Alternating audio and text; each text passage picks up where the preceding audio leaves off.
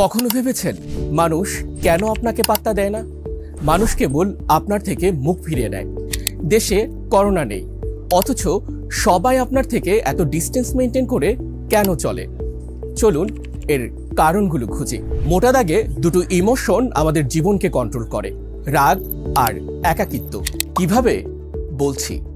রাগ আসলে কখনোই হঠাৎ উড়ে এসে জুড়ে বসে না। এটা মাটির নিচে জমে থাকা লাভার মতো, আস্তে আস্তে চাপ তৈরি করে এবং একটা সময় পুরো জীবনটাকেই পুড়িয়ে ছারখার করে দেয়। যেখানে সেখানে যখন তখন রেগে যাওয়া যাদের স্বভাব, তাদের জীবনটা যে কতটা কষ্টের তা শুধুমাত্র তারাই জানে। হার্ভার্ড বিশ্ববিদ্যালয়ের এক গবেষণায় দেখা যায় 84% মানুষ তাদের রাগ নিয়ন্ত্রণ করতে না পারার ফলে লাইফে এমন সব ডিসিশন নিয়েছেন যা তাদের জন্য সারা জীবনের আফসোসের কারণ হয়ে দাঁড়িয়েছে।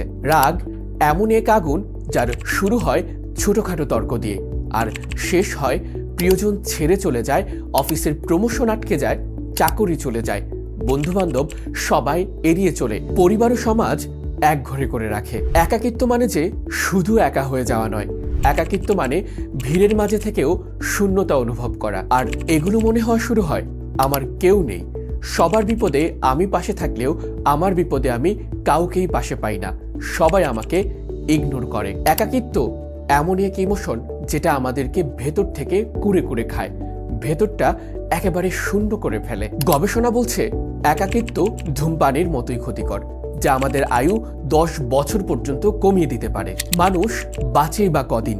এর মধ্য থেকে যদি 10 বছরই চলে যায় তাহলে আর থাকেই বা কদিন? আপনার জীবনের রাগ আর একাকিত্বের গল্পগুলো শোনার মতো কেউ কি আছে? যাকে শেয়ার করতে যান সেই বলে আরে এগুলো আর এমন কি। কেউ কেউ তো বলে নাটক কম করো প্রিয়। আমাদের দেশে এই ইমোশনগুলো নিয়ে খুব বেশি আলোচনা হয় না। এক্ষেত্রে সেলফ ডেভেলপমেন্ট লেখায় বিশেষভাবে পরিচিত লেখক ওয়াহিদ তুষার ভিন্ন মাত্রা যোগ করেছেন। তিনি তার ব্যক্তিগত অভিজ্ঞতা এবং গবেষণার ভিত্তিতে লিখেছেন চমৎকার দুটি বই। রাগ নিয়ন্ত্রণ করতে শিখুন, একা থাকতে শিখুন। বইগুলো থেকে আপনি কি শিখবেন? রাগের জন্মস্থান চেনা ও কিভাবে রাগকে পজিটিভ এনার্জিতে কনভার্ট করা যায়, কিভাবে একা থেকে নিজের বেস্ট ভার্সন খুঁজে বের করা যায়, কিভাবে রাগকে আপনার লক্ষ্যে পৌঁছানোর রোডম্যাপ বানানো যায়, একাকিত্ব থেকে আসা ভয়ঙ্কর ফিলিংসগুলো ওভারকাম করে কিভাবে নতুন উদ্যমে জীবন শুরু করা যায়, যখন তখন মুখ ফসকে বের হওয়া রাগের আগুনকে কিভাবে পজিটিভলি ব্যবহার করা যায়, একাকিত্বকে কিভাবে নিজের ইউনিক স্টাইল হিসাবে প্রেজেন্ট করা যায়। আপনার সামনে এখন দুটো অপশন, জীবন যেভাবে চলছে চলতে দিন, অথবা বইগুলো পড়ে কৌশলগুলো অ্যাপ্লাই করে জীবনটাকে বদলে দিন। জীবন বদলাতে আজই অর্ডার করুন।